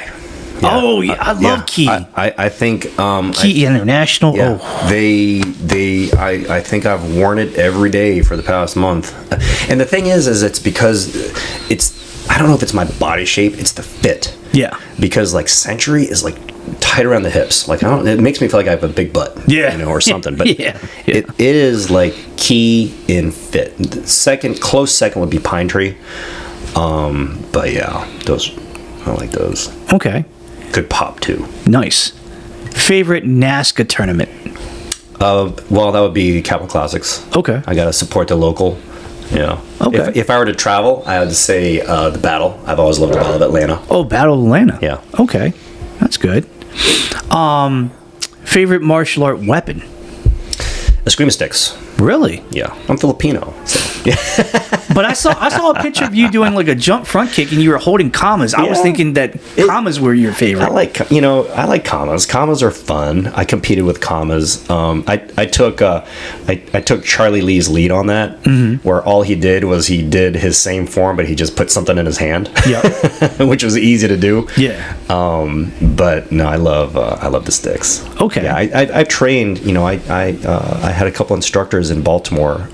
Fred Campo taught me some sticks, and I was actually part of the WCAF World Eskrima Kali Arnis Federation. Right. Kind of surrounded by the Pata Ling Hugs and Kick Connection up in the Baltimore area. Yeah, yeah. But yeah, I wish I could. I would really love to get more formal instruction in that. But yeah, that's my favorite weapon for sure. Yeah. Nice. Being a Filipino, you love Filipino food. What is the one Filipino food that you just can't live without, that's your go-to every time when you're thinking, I gotta have Filipino food? Oh, it's lechon. Really? Yeah. Okay. Crispy pork belly, probably the worst food in the world, but tastes phenomenal. Yeah. Yeah. All right. Besides Filipino food, what is your favorite kind of food? Korean. Easy. Easy. I like Korean more than I like Filipino food. Oh, wow. I'll give you a funny story. I went to Korea with Grandmaster Jhoon twice. And so we would have these huge buffets. And, if you know Korean food, they put all the appetizers out, and then they bring all the food out. And, all the masters would sit on one side of the table, and then all the kids would sit on the other side of the table. Yeah. And, as you eat, they replenish the plates. And my buddy and I, Don, we found out that if we sit with the masters, we got to wait for them to bring more food. But if we sat where the kids were, we could constantly eat because they were so picky. All they would eat was the rice. Yeah. And then they would wait until there was a stop at a McDonald's. So I was like, we would eat on that side. And I did a trip with Elaine Kwan one time. She's a famous pianist, and we had to stop eating because our jaws hurt. Oh, God. I mean, I could eat Korean for morning, noon, and night. Oh, Yeah. okay. Easily it's Korean. I mean, it's just flavors, the textures, the variety. I love it. Being a martial artist and, being seasoned as you are, I'm not going to mention any numbers here. What is your training regimen like? For martial arts? Just in general. Oh, in general? You can put martial arts in there too. Yeah. Well, so, it is important for me to stay young and fit. And yes, if you want to talk numbers, I'm 54. I didn't even think that far, but hey, respect to you. Oh, wow. And coming from an Asian, awesome. Yeah, for sure. Because we don't age. No, we're not supposed to. No, I'm an avid CrossFitter. I CrossFit 3 days a week, and then 2 days a week I have programming as an Olympic lifter. So I do, and I still actually compete in Olympic lifting. Okay. So that's clean and jerk and snatch. So I have a coach, and she gives me programming. Actually, my last competition was in Baltimore. Oh, in Timonium. Oh, Timonium, yeah. So that's my daily. So Monday through Friday, I'm either doing CrossFit or I'm Olympic lifting. My martial arts really is what I do here as while I teach. Okay. And then as far as working out, I try to take the weekends off, but I still find a way to work out sometimes. Well, there you go. There's nothing wrong with getting like a 1 day rest or something. I feel like when you exercise a lot and you do what you do for a living, that's already exercise in itself. Well, as an older, more intelligent person, I've learned to listen to my body more. Mm-hmm. And this is an interesting story, is that when I was younger and I was competing and something hurt, I would take ibuprofen. Yeah. Right. And then that swelling would go down, the pain would go away, and then I keep working out. But then I get more injured. Right.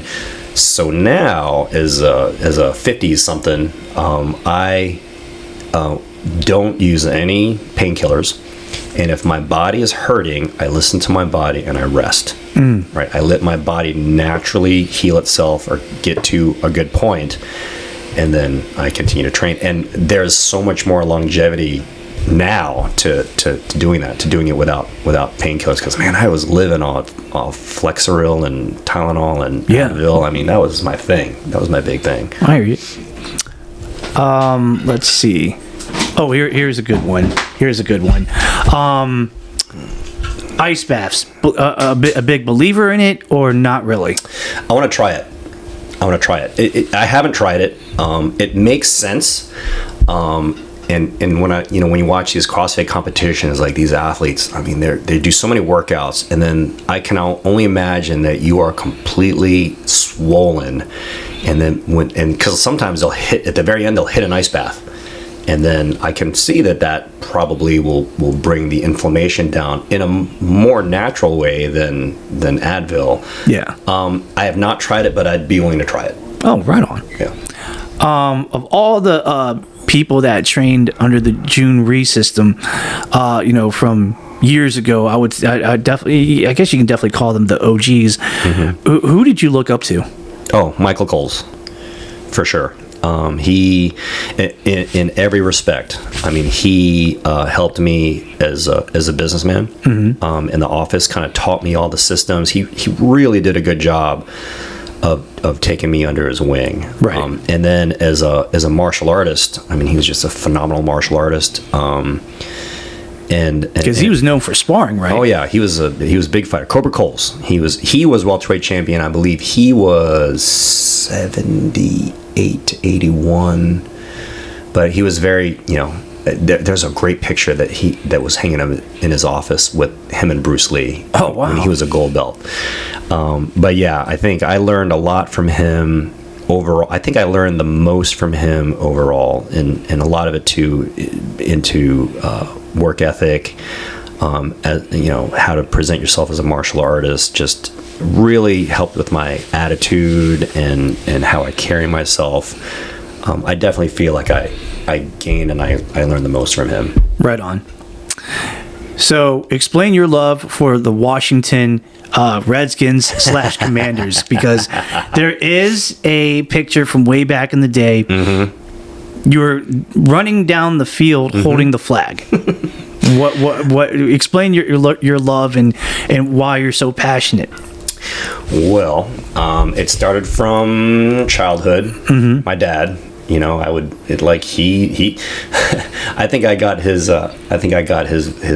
lungs, because I would hear him yell, scream, either good or bad, but it was always the Redskins. Yeah.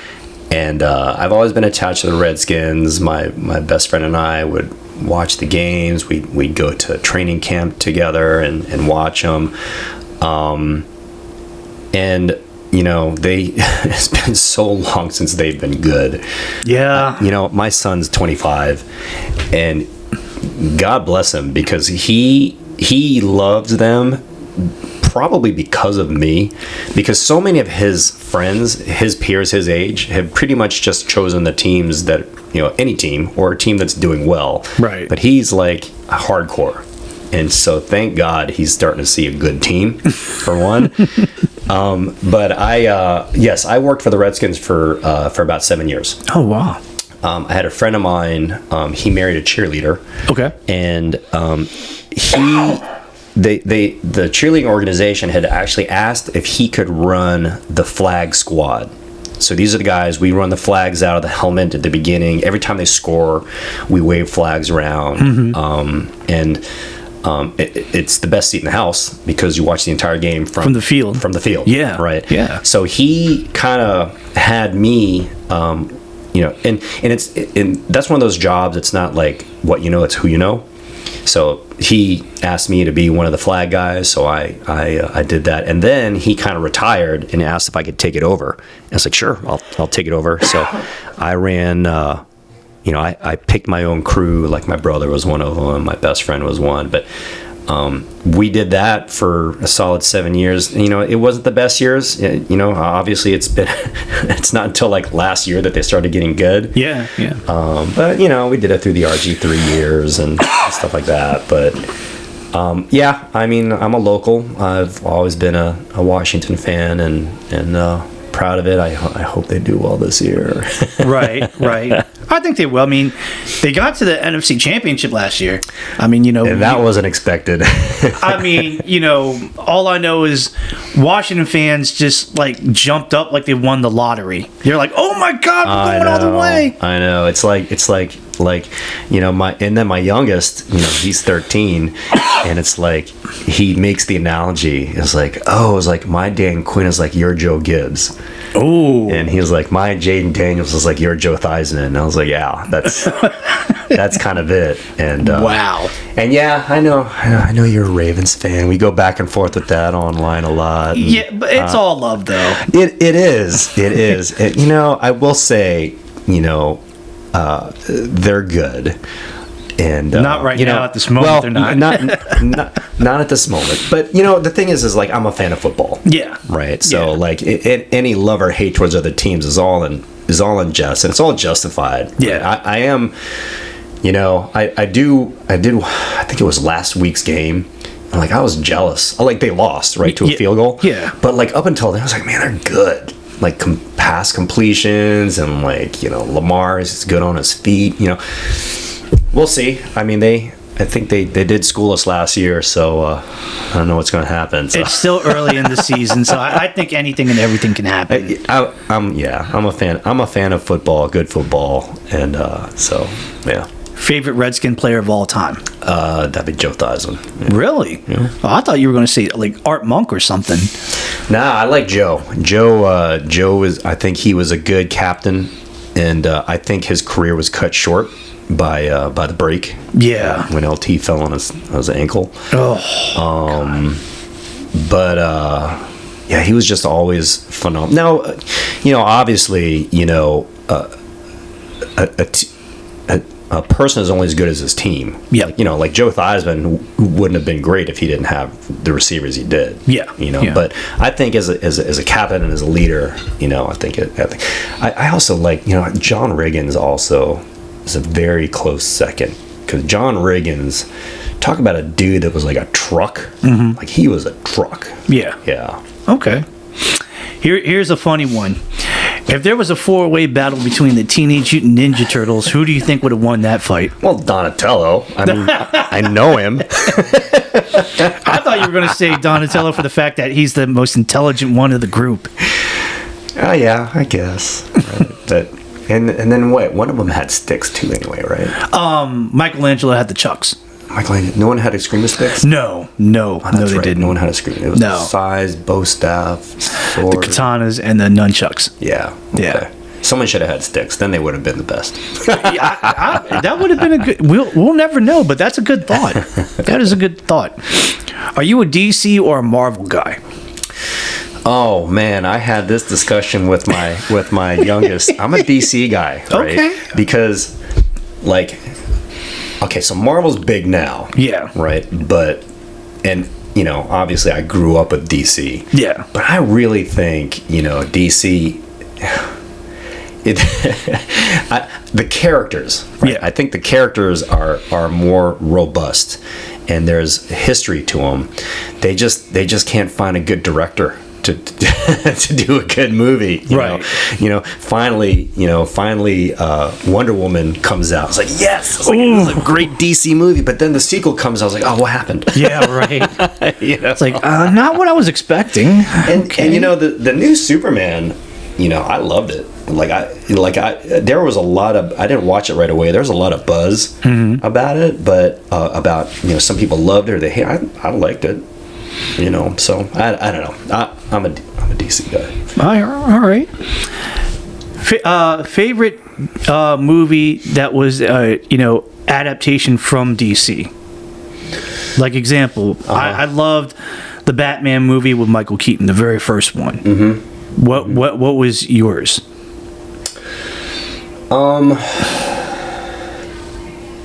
That's a tough one. I think the best adaptation, I liked seeing what they did with Shazam. That was very interesting. Yeah, that was kind of cool. But I think the best adaptation as far as the character and the skill, I think Wonder Woman. I think that was really good. It was really good. The Supermans, there's so many of them, I can't keep track of them. Oh, geez. Obviously, I'm going to say I'm a big Christopher Reeves guy. Yeah, I am too. But I think kind of in the more modern day, like the first Wonder Woman really, really impressed me. I hope they can get back to that kind of quality, I think, or story. Wishful thinking. Yeah. Wishful thinking. Couple more questions. If there was a person that came up to you and said, hey, I'm really thinking about, training in the martial arts, what would you say to them? Well, I'd say come to my school. There you go. There you go. Yeah, I would say do it. I said regardless of the martial art, right? You've got to find a good school, right? So there's certain criteria, right? So it doesn't matter if it's jiu-jitsu or taekwondo or tangsudo or kung fu or whatever, right? But you've got to find a place that will teach you the most valuable life skills that should be taught with martial arts. A place that's going to guarantee, that's going to teach you confidence. It's going to teach you how to set goals. And the byproduct is, yes, you're going to learn how to defend yourself. So being in this area, we're very transient. So we will have a lot of people will move, and they'll ask for advice. And they'll say, hey, I'm moving to Illinois or Texas or whatever. Yeah. What have you got? Do you know any recommendations? And I'll say, well, chances are you'll probably have to learn a new martial art, because the Jhoon Rhee system of Taekwondo is very proprietary. But we do have a list. It's called Considerations of Another School, and this is kind of like the things to look for, do you have binding contracts and this and that. But I think the quick answer is go watch their black belt class, because if they have a big black belt class, then these are people that have gotten to that goal and they're still there. Mm-hmm. They still see value in the program, because some people that are in some schools and they're not totally happy about it, or they're in a McDojo and they're far, they're brown belt. Yeah. and like, oh, it's too much to quit now. I was like, I'm just gonna finish it and then I'll quit. Yeah. Right. So I'd say look how big and successful their black belt classes are. Right. Right. Being a 7th degree black belt in Taekwondo, it's a great rank and a very respectable at that. But being that, you know, that you're in that position, what are your other goals when it comes to, you know, martial arts and your training? Well, a couple things. I actually got my 8th last month. What? Yeah. Congratulations. Thank you. But here's the thing, right? So at the higher ranks, there's only so much you can learn and do, right? Like, Yeah. I think when I was actually a 2nd degree, I knew every single ITF form there was. Wow. Right. And then I you know, I was competing in creative and musical forms and stuff like that. You know, physically, you know, when I was a 2nd degree, I was doing 180 degree, you know, round kicks and this and that. So, you know, I think at the higher degrees, your focus as a martial artist is not more on yourself, but is on what you leave behind. Right. And your students, you know, and that was actually, you know, at one time in GRI, that was the requirement to be a 4th degree master, is that you had to be a career martial artist. Wow. Right? I mean, you had to basically dedicate your life. And so, you know, my goal is to produce a lot of other black belts and a lot of other masters, and to give them the skills that they need to succeed in school and to succeed in life. Yep. Right. Yep. And like, the degrees, you know, here's the thing, right? So my viewpoint, I've said this several times before, you know, black is black. Yeah. Right? Black is definitely something noteworthy because it is a long-term goal.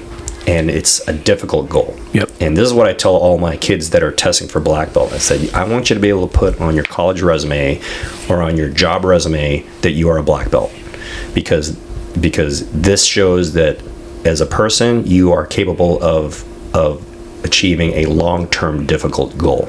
Right. You'd never want to put on your application that you're a brown belt. No. Because that means you quit. Yeah. Right. So you have reached a goal. And, you know, as now a master, you know, I would say a master is a leader of leaders, right? So now I'm not just teaching my own students, but I'm now teaching my employees how they can be better leaders. Right. Right. And the degrees, you know, after a certain point, it's really time and commitment. Right. So have I put my time in and have I committed myself to martial arts for over 40 years? Right. Yeah. Okay. Right. So I'll take the rank. Okay. I'll take the rank, but I'm not gonna make a big deal out of it. Right. And one thing that I say all the time is like, I don't have stripes on my belt. I've noticed that. Yeah. I don't have stripes on my belt because I want you to respect me for what I have to offer you and what I have to teach you and who I am as your instructor. I don't want you to look at all those stripes and respect me just because of the stripes, right? And it's actually, you know, when I got my 8th, and actually I don't think my employees even noticed it. I took off my 7th diploma off the wall and then I hung up my 8th. I didn't say anything. Oh no! Wow. You know, but you know, and the only reason I'll take it is because it's just a sign of. It's just a marker of how long I've dedicated my life to this. Yeah. You know. Nice. So. Let's see. 2 more questions. This one is kind of imaginary, but we'll go with it.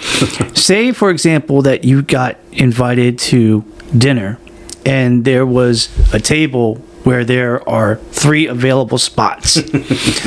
Who would you invite? Now, you can invite people whether if they're, you know, if you know them personally or if you don't know them, if they're alive or if they're deceased, if they're famous or non-famous. Who would you invite?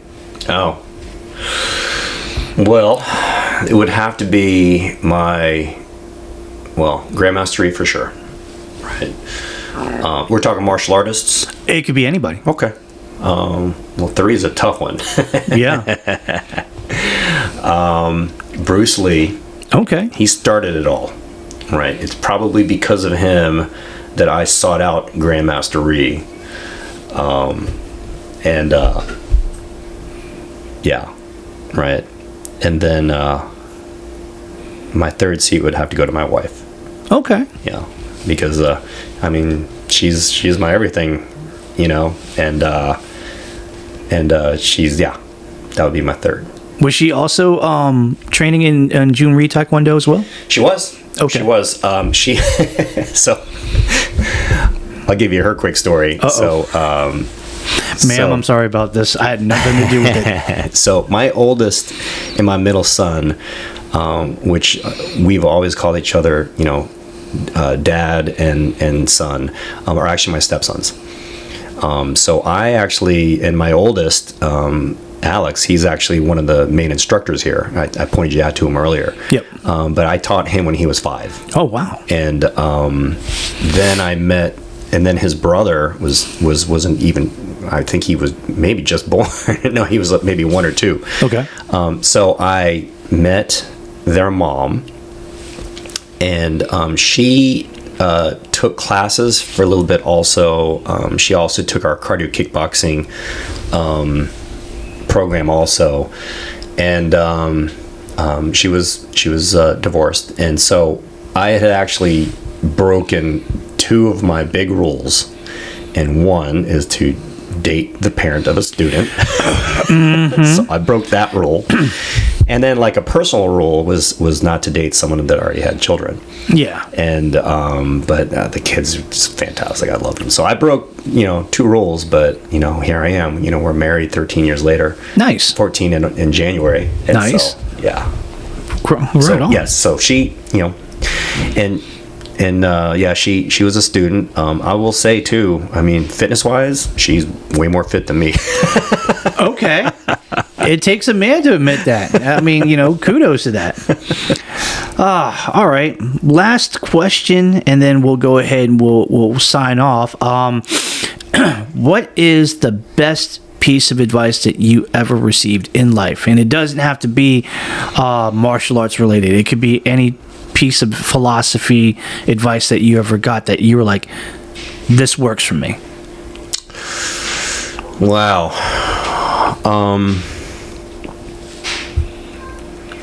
I was just having this discussion with my adult class the other night that there are certain quotes that are very memorable. They're very concise. Like, you can say a lot in just a few words. Right. And probably the one, Friedrich Nietzsche was probably the one that had guided me a lot. And that which does not destroy me only makes me stronger. Ooh. So it's like, keep moving, keep working. And then the other one, actually just recently, but it really kind of clicked to me, Henry Ford. And I think it's because it came up in a commercial somewhere. But Henry Ford's quote was, whether you believe you're right or whether you believe you're wrong, you're right. Okay. Wow. Yeah. Okay. Enough said. Well, this is the part of the Kim Hoang podcast experience where I basically let my guest just go ahead and say what they want to say as like kind of like an ending thing. Mm-hmm. I mean, you can, either, talk about like what you've been up to or what, future events that you're going to be doing too. You can give shout outs. You can promote whatever you want to promote.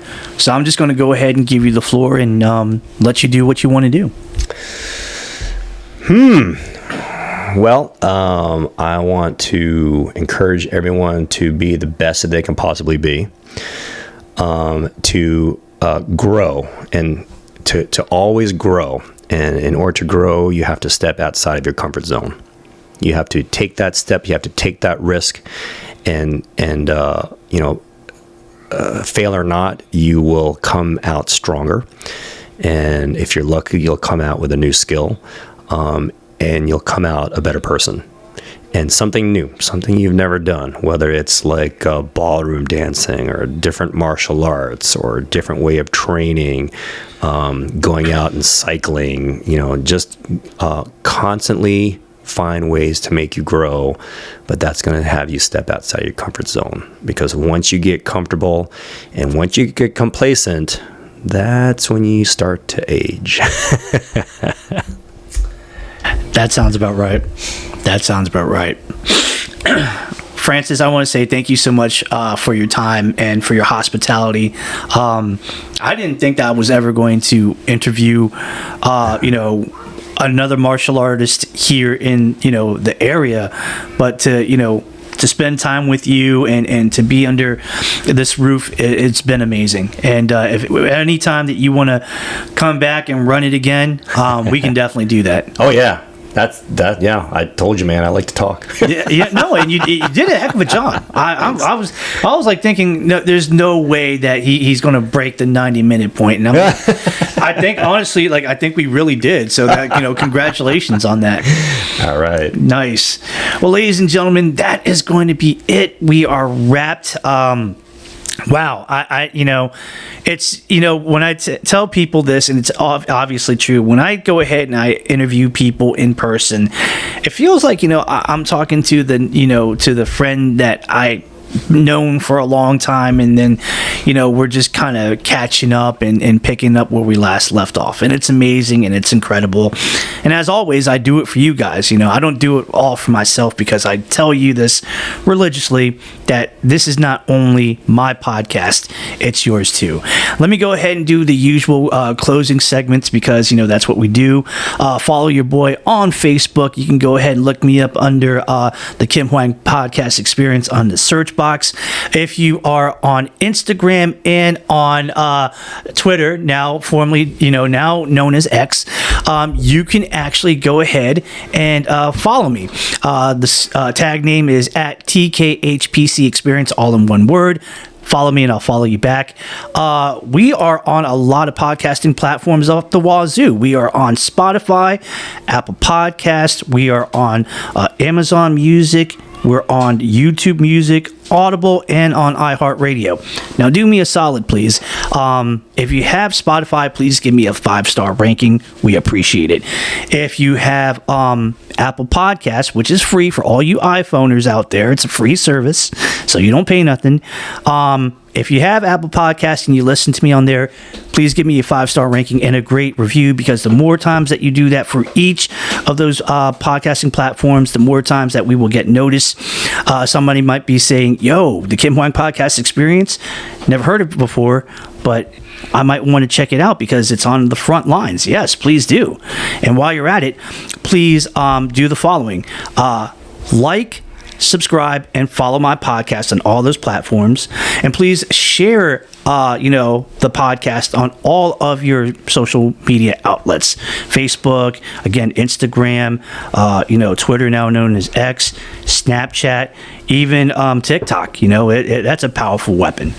Last but not least, if you want to be a special guest, if you want to be a special guest host, if you have any constructive criticism, or if you have a question for my Q&A segment that I do on a solo episode, email me at the Kim Hoang Podcast Experience at gmail.com.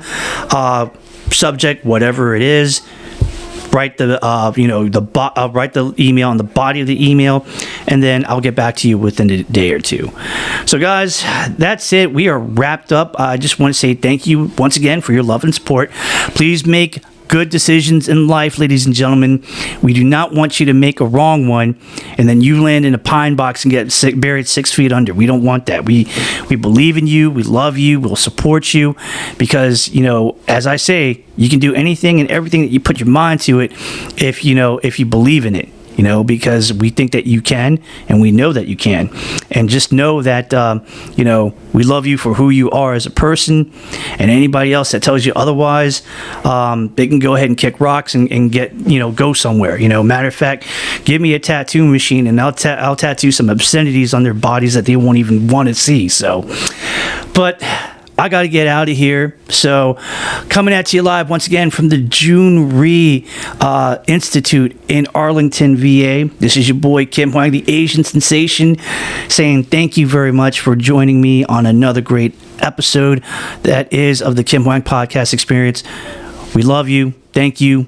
And, keep doing what you're doing, because at the end of the day, if you're waking up every morning, you're doing something right. Please believe it. Gotta go. Take care. We'll catch you on the next one. Deuces. I'm out. Peace.